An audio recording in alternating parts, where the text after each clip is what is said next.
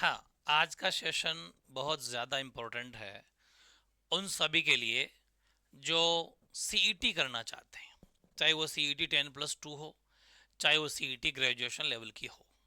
लेकिन इसमें क्या है कि सीईटी एक एंट्रेंस एग्जाम है, इसमें कोई दोहराई नहीं है, कॉमन एंट्रेंस एग्जाम इसको मान सकते हैं आप, ठीक है ना। एक एंट्रेंस एग्जाम है, बट मेन चीज़ है कि ये ज़रूरी है। इसके बिना आप नेक्स्ट कोई भी वैकेंसी आएगी गवर्नमेंट जॉब की, वो आप पास नहीं कर पाएंगे, ठीक है। इसमें जो स्टूडेंट 12th पास होते हैं, है ना, जैसे जो अभी इस बार 12th में है, जो जो इस बार 12th में है, या फिर जो 12th पास कर चुके फर्स्ट ईयर में है, सेकंड ईयर में है, वो जो करते हैं वो सीईटी 10+2 का फॉर्म भरते हैं, ठीक है।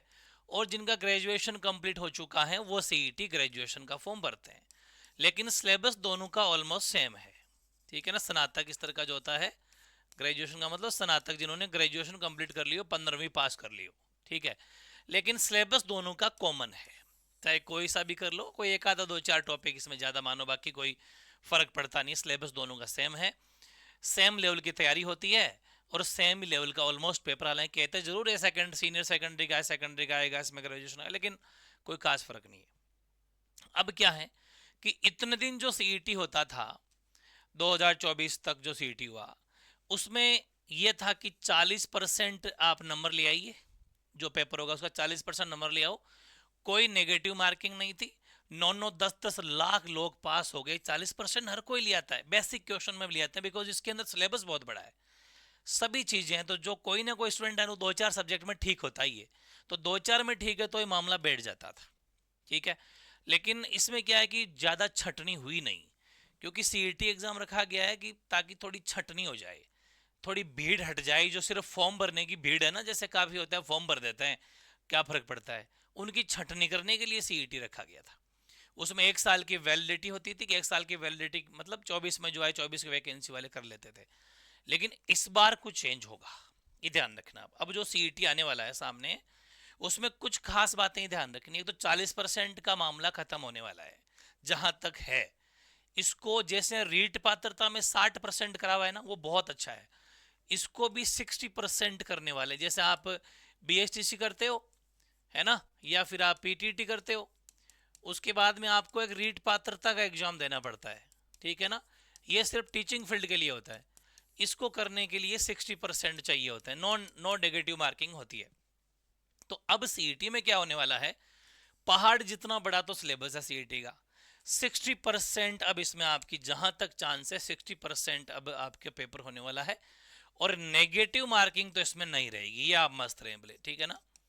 तो पेपर 150 के 150 ही क्वेश्चन करके आने हैं, नेगेटिव मार्किंग इसमें नहीं रहने वाली है जहां तक है, ठीक है। वो आ जाएगी कुछ दिनों में न्यूज़, जैसा कि आपने अध्यक्ष साहब को सुना भी होगा, उन्होंने एक ट्वीट भी किया था कि ज़बरदस्त पेपर बनाएंगे, अच्छा सिस्टमेटिक ढंग से पेपर बनाएंगे, थोड़ा सा वक्त लगेगा, इसलिए फरवरी वाला भी आगे सरका दिया गया। तो एग्ज़ाम डेट भी थोड़ी आगे पीछे हो जाएगी, 4-5-6 महीने तो आपको मिल सकते हैं, इसमें मिल जाएंगे, ठीक है। लेकिन मैं कुछ बातें बता दूं आपको, जो नॉन टीचिंग फील्ड में जाना चाहते हैं, मतलब टीचर नहीं बनना चाहते, वो सीईटी करते हैं। और जो टीचिंग फील्ड में जाना चाहते हैं वो भी सीईटी कर ही लो, ठीक रहता है ऑप्शन। जैसे भाई जिनका बीएसटीसी में नहीं हुआ, पीटीटी में नहीं हुआ, कल को रीट में, फिर आगे बीएसटीसी पीटीटी हो गया कि रीट में नहीं हुआ, तो एक साइड में ऑप्शन जरूर रहता है, ठीक है। तो सीईटी का एग्जाम आप सभी को फॉर्म भर देना चाहिए, जब भी आएगी, जब आप फॉर्म भर देना, सीईटी तो सभी को करना है। एक चीज है कि इसका जो सिलेबस है ना, एक बात समझना आप, सिलेबस अगर आपने कवर कर लिया इसका, तो राजस्थान की कोई सी भी वैकेंसी, राजस्थान की कोई सी भी वैकेंसी आप फॉर्म लगा देना, उसका 80% कोर्स आपका हो चुका होगा, 70 से 80%। 80 नहीं कहूं तो 70% तो कह ही सकता हूं, मतलब 70 से 80% कोर्स आप सीईटी में कर चुके होंगे। इतना इसका बड़ा सिलेबस है। कैसे, इसमें राजस्थान जीके संपूर्ण है, इसमें इंडिया जीके भी है, इसमें करंट भी है, इसमें साइंस भी है, इसमें रीजनिंग भी है, इसमें कुछ मैथ्स भी है, इसके अंदर आपके कंप्यूटर भी है, ठीक है। इसलिए इसका सिलेबस थोड़ा पहाड़ जितना, लेकिन इसमें आपको लगना पड़ेगा, टाइम कम है।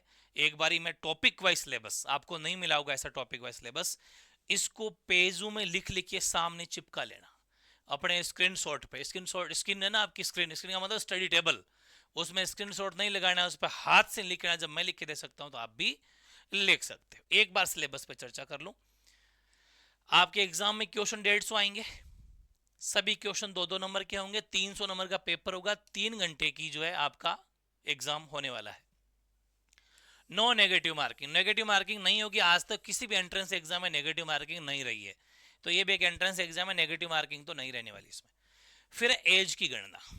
एज की गणना बहुत ज्यादा बड़ा क्वेश्चन ये है कि उम्र कब से काउंट होगी। कोई कहता है मैं 17.5 का हुआ हूं, कोई कहता है 16 का हुआ हूं। चिंता नहीं करें, आपकी एज की गणना होगी 1 जनवरी 2027 से होने वाली है। आगे जो सीईटी आएगी, मतलब आप एक, क्योंकि दिसंबर में तो ये आई नहीं, अब ये जनवरी फरवरी मार्च कभी भी आती है, ठीक है, फॉर्म आपसे भरवाए जाते हैं, तो 27 तक की गणना होती है। नेक्स्ट ईयर जो होता है ना, उस तक गणना होती है। तो 1 जनवरी 2027 तक आप 18 के हो जाने चाहिए, 18 के हो जाने चाहिए। तो मेरे हिसाब से अब तो काफ़ी बच्चे दे सकते हैं इस एग्ज़ाम को। ये डाउट आपका क्लियर हो गया। 1 जनवरी 2027 तक अगर आप 18 के हो जाते हो तो मामला सेट है, ठीक है ना। तो कोई दिक्कत नहीं है, तैयारी। दूसरी बात, अगर ना भी होते हो, ये भी सुनो, अगर 2027 तक ना होते हो या 27 का कल ही आ जाए मान लो, तो क्राइटेरिया यही रख ले, तो भी क्या फर्क पड़ता है। आपको सीईटी की तैयारी तो करनी चाहिए, क्योंकि जो कुछ नहीं कर रहा, एक बात मेरे ध्यान से समझना, जो 12th में है इस बार, 12th में है इस बार, एक बात समझ, 12th में इस बार एक, और जो 12th पास है, 12th पास है, इन दोनों को, इन दोनों व्यक्तियों को, या फिर जो ग्रेजुएट है ना, जो स्नातक है, इन तीनों आदमियों को, जो टीचिंग फील्ड में नहीं जाना चाहते, टीचिंग फील्ड वाले तो अपनी तैयारी करते रहे, बीएचटीसी वगैरह करते रहे, ये अगर हैं जो टीचर बनना ही नहीं चाहते, तो इनको तो सीईटी की प्रिपरेशन आज से ही शुरू कर देनी चाहिए। क्यों? क्योंकि सीईटी का पहाड़ जितना बड़ा सिलेबस है, अभी बताने वाला हूं मैं एक एक टॉपिक, तो आपका फ्यूचर मजबूत हो जाएगा। तो आपकी उम्र हो या ना हो, हो, उम्र आपकी जो है एज 18 ईयर्स, 18 ईयर्स एज जो है वो हो या नहीं हो, तैयारी आपको करनी चाहिए। क्योंकि पढ़ाई नहीं करनी क्या, आगे भविष्य तो बनाना ही है ना। तो आज नहीं तो कल सीईटी तो हर साल आएगी, या अगर, अच्छा वैलिडिटी भी इसकी है ना, वैकेंसी तो हर बार आएगी, लेकिन इस बार इसकी 3 से 4 साल वैलिडिटी करने वाले हैं ये, ठीक है ना। वैलिडिटी जो करने वाले हो 3 से 4 साल, ताकि झंझट खत्म बार बार नहीं करना पड़े, ये भी ध्यान रखना है ना। इसकी जो वैलिडिटी है ना, वो 3 इयर्स प्लस ही रहने वाली है, ठीक है। वो तो हमेशा क्या होता है, हर साल 1 साल की वैलिडिटी होती थी, अगले साल फिर पास करो, अगर कोई साल में वैकेंसी आ गई तो ठीक है, वरना अगले साल फिर करो। लेकिन अब ऐसी कोई बात नहीं। और वैसे मैं तो ये कहूंगा कि 1 साल की हो तो क्या दिक्कत है, क्योंकि जिस एग्जाम की तैयारी कर रहे हैं वो सब सीईटी में मौजूद है, ठीक है ना, तो वैसे ही पास हो जाएंगे। तो ये आपको ध्यान रखना है, जो 18 के हो या ना हो, सीईटी की तैयारी करनी है। या फिर एक जो और बात बता दूं, बीएसटीसी पीटीटी का भी फॉर्म हम लगा दिया करो, साइड ऑप्शन लेके चलो, टीचिंग इंटरेस्ट हो या ना, उससे क्या फर्क पड़ता है, ऑप्शन तो रहे आपके पास में, ठीक है। अब थोड़ी सिलेबस की बात करता हूँ, ठीक है। 150 क्वेश्चन आएंगे, उसमें सबसे बड़ा वेटेज राजस्थान जीके का है। देखो, राजस्थान जीके पोस्टमार्टम कर दिया मैंने। राजस्थान का जो प्राचीन इतिहास है ना, राजस्थान का जो प्राचीन इतिहास है, एंशियंट हिस्ट्री, उसमें से आपके ओनली फॉर एक टॉपिक है जो लगभग सभी एग्जामों में एक ही टॉपिक आता है, सभ्यताओं का। ये जो है राजस्थान की सभ्यताएं हैं भाई, ये क्या है, ये राजस्थान की प्राचीन सभ्यताएं हैं, ठीक है ना। तो ये राजस्थान की प्राचीन सभ्यताएं हैं फिक्स। कौन कौन सी? कालीबंगा, जो रीट मेंस में भी है, रीट में भी है, बीएसटीसी में भी है, आहड़, गणेश्वर, बालातर और बेराट, बस ये आपको एंशियंट हिस्ट्री में एक बड़ा टॉपिक है। फिर अपन बात करते हैं मध्यकालीन इतिहास में। मध्यकालीन इतिहास है ना, इस मध्यकालीन इतिहास को इंग्लिश बोलते हैं मॉडर्न मिडाइवल हिस्ट्री।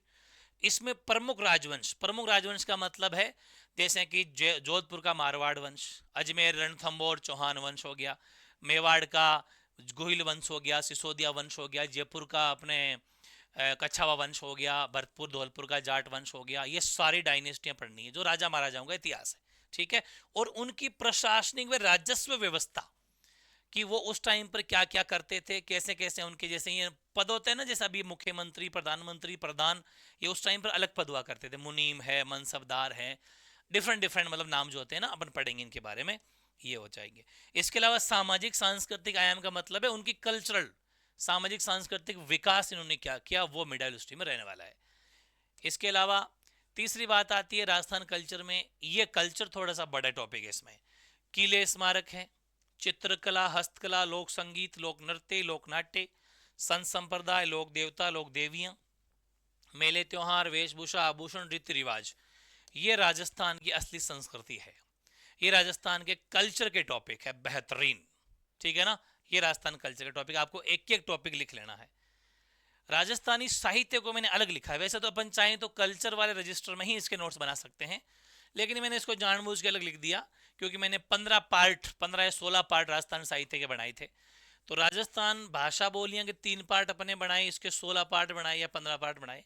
तो राजस्थानी कवि का मतलब है जितने भी कवि उनके द्वारा लिखा गया साहित्य, संत साहित्य, कवियों का साहित्य, सारा साहित्य पढ़ना है और राजस्थान की भाषा बोलियां पढ़नी है, ठीक है ना। जबरदस्त प्रश्न यहां से आएंगे। फिर है मॉडर्न हिस्ट्री। मॉडर्न का मतलब है आधुनिक इतिहास, ये राजस्थान का आधुनिक इतिहास है। आधुनिक इतिहास में 1857 की क्रांति, जिसको अपन स्वतंत्रता आंदोलन लिखा हुआ है अपने, प्रजामंडल आंदोलन, किसान आंदोलन, राजस्थान का एकीकरण, प्रमुख व्यक्तित्व है।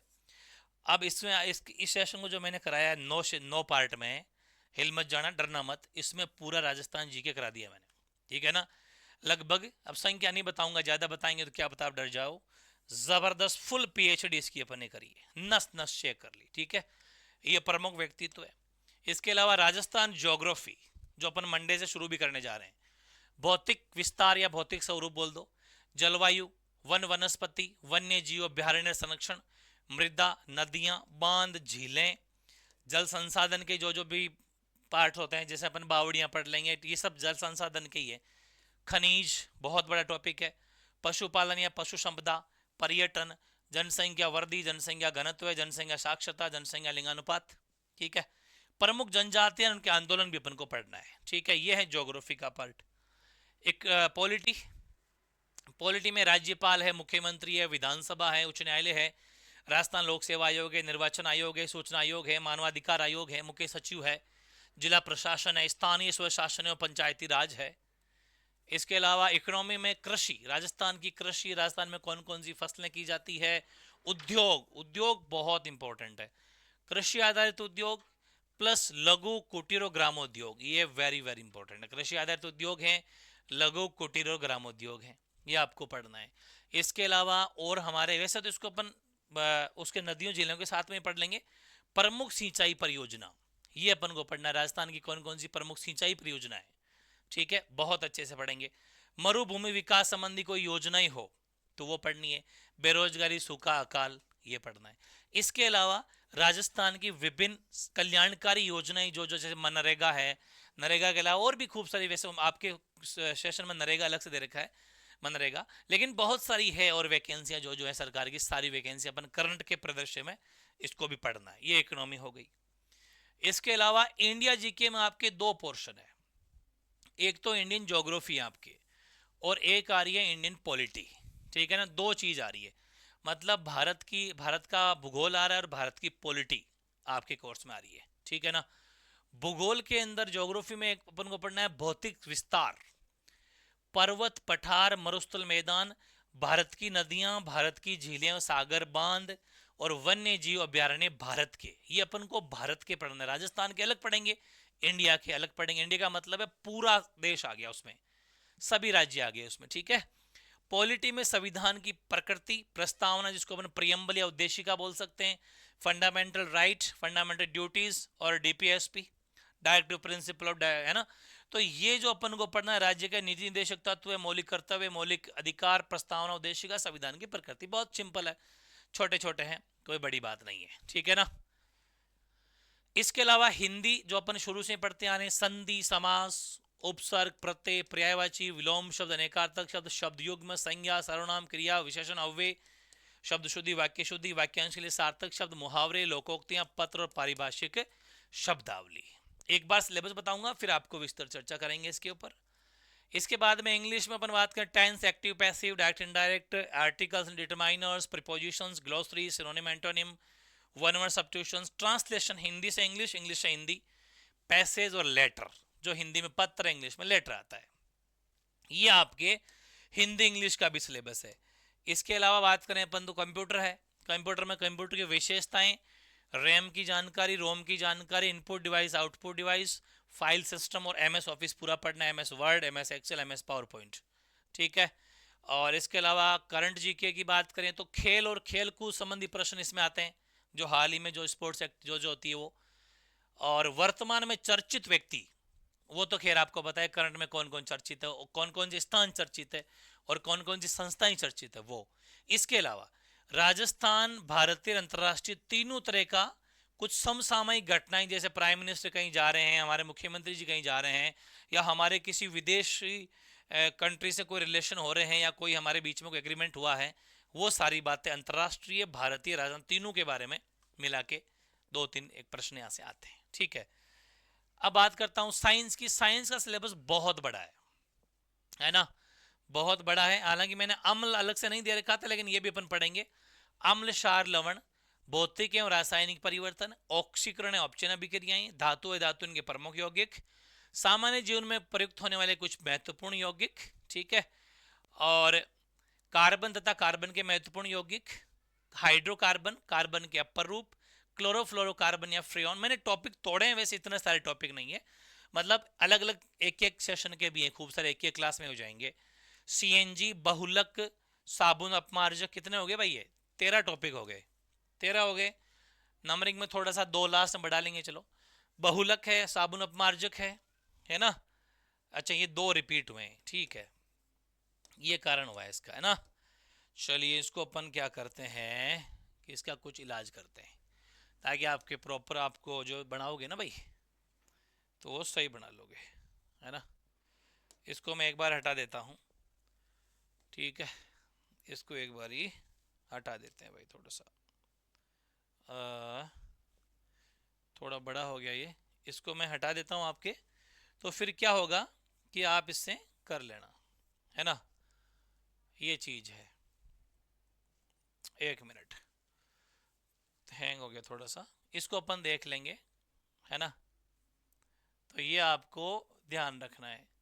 13 टॉपिक हो गए ये, जिसमें अपन को क्या ध्यान रखना है कि ये जो अपने हैं वो 11 टॉपिक ही हैं, ऐसा मान लो ये इतना ही है, बस हो गया काम, ठीक है। तो ये अपने हुए 11 टॉपिक, है ना। दैनिक विज्ञान जो है 11 टॉपिक तो ये हो गए। और इसके अलावा जो अपन को करना है वो क्या करना है, नेक्स्ट में करना है, ठीक है। तो फिर अब इतनी सारी साइंस अगर हैं, तो इसमें थोड़ा सोचने वाली बात यह है कि जैसे जो साइंस बैकग्राउंड से हैं उनके लिए तो कोई दिक्कत नहीं है, थोड़ी सी उनके कम दिक्कत रहेगी, लेकिन बाकी सब के लिए थोड़ी सी समस्या यहाँ पर होगी, है ना।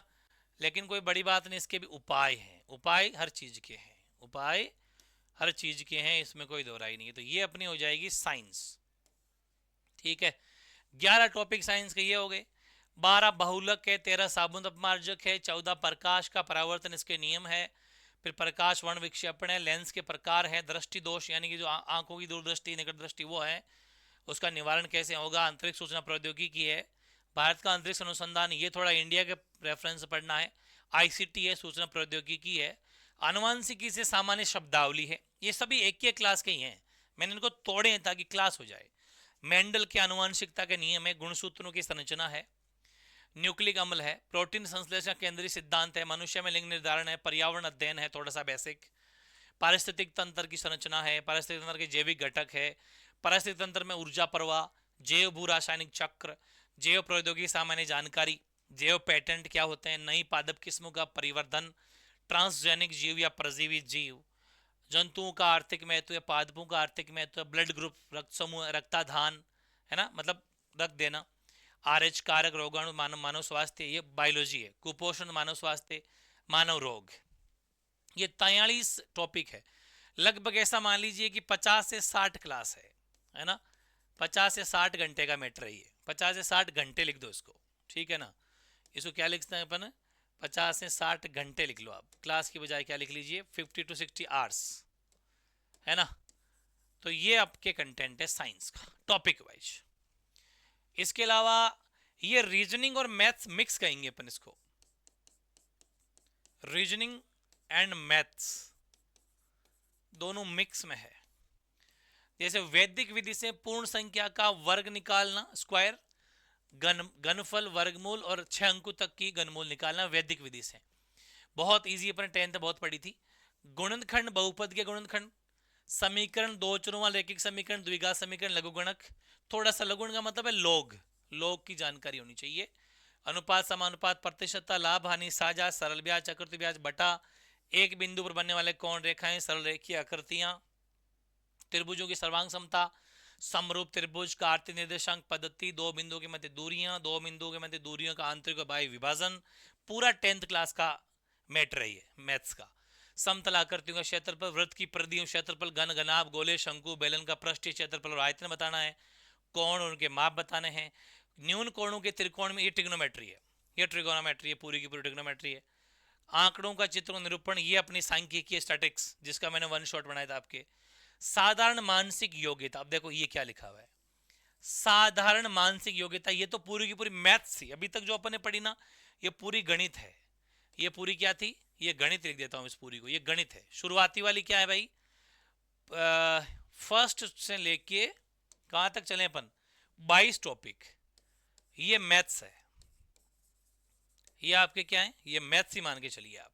इसके बाद में साधारण मानसिक योग्यता, तर्क शक्ति और विश्लेषणात्मक मानसिक योग्यता, ये इतना सा टॉपिक दे दिया, नाम दे दिया रीजनिंग को। अब इसका मतलब समझते हो आप, इसका मतलब है संपूर्ण रीजनिंग, संपूर्ण रीजनिंग जिसकी अपन ने 48-47 क्लास बना रखी है, 48 क्लास है इसकी, लगभग 48-50-60 घंटों का ये मैटर है रीजनिंग का। और मैथ्स की ये 22-25 ये होंगे टॉपिक, ठीक है। तो ये आपका हो गया मामला, ठीक है बेटा।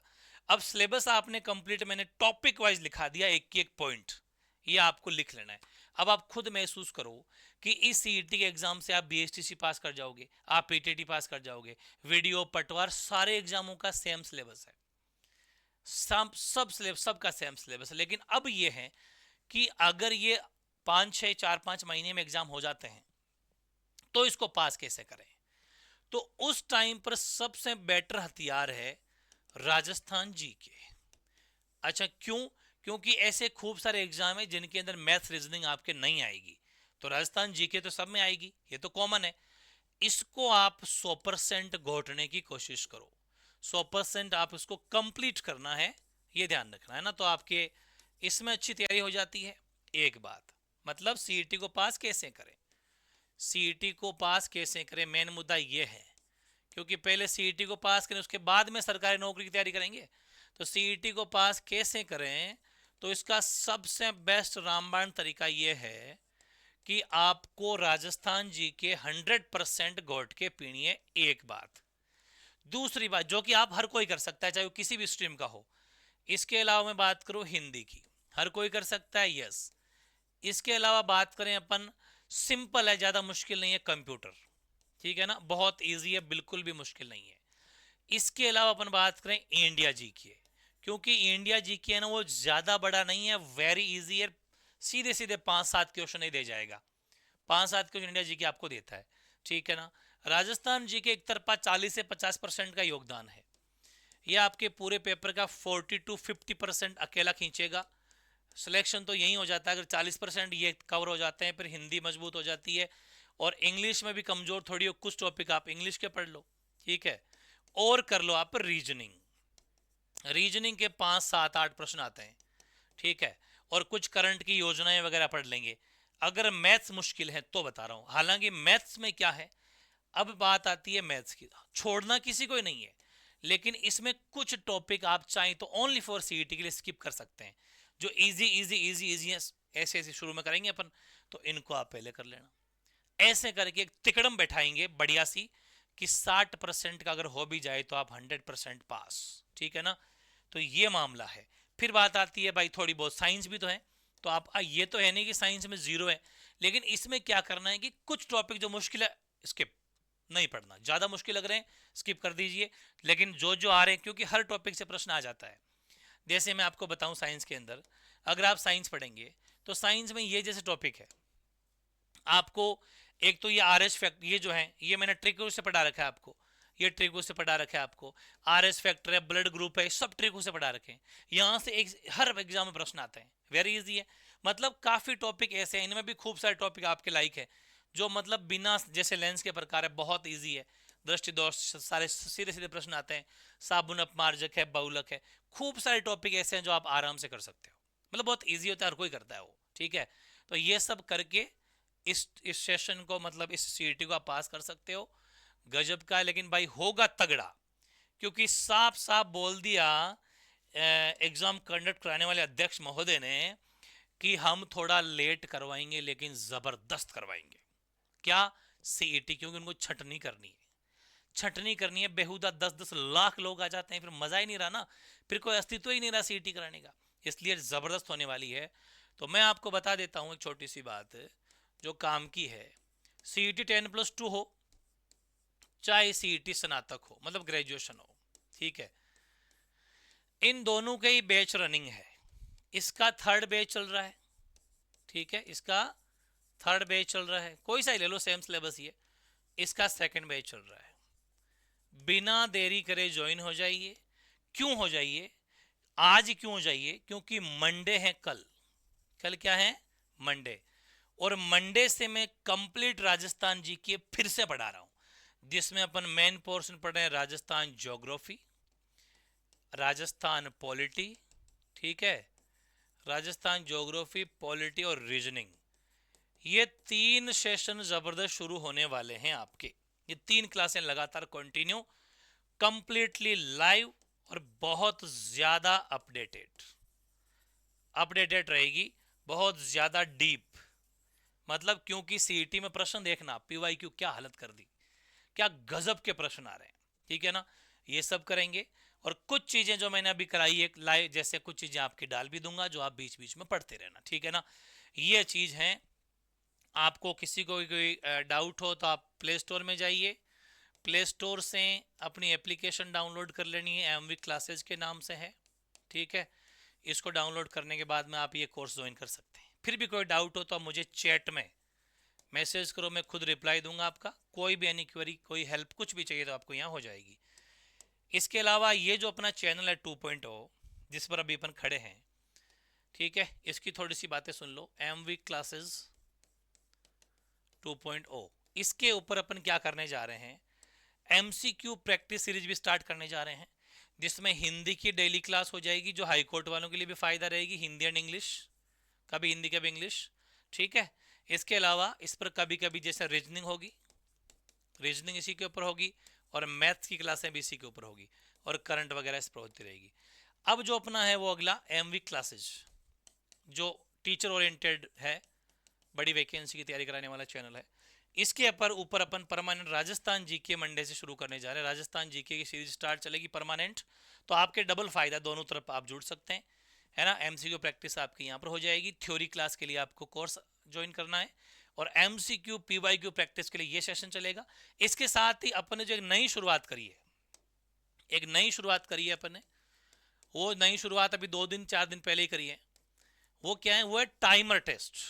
बहुत सारे बच्चों को मजा आ रहा है, और मैं उनका जल्द ही टेस्ट को लाइव भी करूंगा, रिकॉर्ड उनका ऐसा नहीं पार पड़ेगी ना, उसको मैं एप्लीकेशन पर लाइव रिकॉर्ड लाऊंगा, किसके कितने नंबर आए, कितने प्रश्न अटेंड करे, है ना, ताकि पेरेंट्स को मालूम तो चले। टाइमर टेस्ट में क्या है, जैसे 50 क्वेश्चन रख दिए, ठीक है, 50 मिनट का टाइम रह गया, ठीक है, इसको आपको देना है, हाथों हाथ टाइम चलता है, अपनी जब मर्जी। अच्छा, इसको मैंने जिन जिन ने कोर्स ले रखा है उन सबको फ्री कर रखा है ना। अलग लोग तो अलग अलग टेस्ट सीरीज देते हैं, लेकिन मैंने पहले जो मेरा कमिटमेंट था कि मैं फ्री दूंगा, तो फ्री है, ये फ्री है आपके लिए। जो जो जिन्होंने कोर्स ज्वाइन कर रखा है उनके लिए सब हमेशा फ्री रहेगा, कभी पेमेंट मत कर देना। कोई बाय द वे गलती से कोई पेमेंट का ऑप्शन आ रहा है, मुझे कमेंट करें, तुरंत उसको कर देंगे। वैसे आएगा ही नहीं, आएगा ही क्यों जब ऑटोमेटिक सेटिंग होती है, ठीक है। तो 50 क्वेश्चन 50 मिनट के, कभी 100 क्वेश्चन 100 मिनट के, और प्लान कराऊं राजस्थान के 500 क्वेश्चन भी एक बार दे दूं, फिर जब मर्जी देते रहना। इसको मैंने कर दिया एक टाइम, जैसे टेस्ट होता है एक बार दिया बंद नहीं, इसको मैंने अभी वैलिडिटी करी है 20 जून तक, 20 जून 2026 तक मैंने इनके लिए इनको ऑन कर दिया कि जितनी बार दे सकते हो, दो मर्जी नहीं, फिर आगे और बढ़ा देंगे, ठीक है ना। ये चीज़ है बेटा, ये भी अपने नई शुरुआत हो चुकी है। टाइमर टेस्ट की बहुत डिमांड थी आपकी, लाइव तो मैं यूट्यूब वगैरह लेता हूँ, एप्लीकेशन में टॉपिक वाइज भी लेता हूँ, लेकिन टाइमर टेस्ट बहुत ज़रूरी था। मेहनत बहुत है, लेकिन आपके लिए शुरू करा दिया। दो तो हो चुके, एक तो रीट मेंस वालों का हो गया, रीट पात्रता वालों का हो गया, और बीएसटीसी वालों का हो गया, एक राजस्थान जी की आप सबका हो गया। ये सब चलते रहेंगे। कल परसों हिंदी इंग्लिश का भी ला रहा हूँ, टॉपिक वाइज भी चलाऊंगा, ये चलते रहेंगे, ठीक है। और भी किसी तरह कोई क्वेरी या डाउट हो तो बता देना। सीईटी के अंदर एज का इशू मिट गया, अच्छे से पढ़े, सीईटी बहुत ज़रूरी है, ठीक है। ये बात थी। फिर भी कोई डाउट एनी क्वेरी तो आप कमेंट इसमें भी कर देना, और एप्लीकेशन पे आके मुझे कमेंट कर सकते हो, ठीक है। Thank you so much. Okay.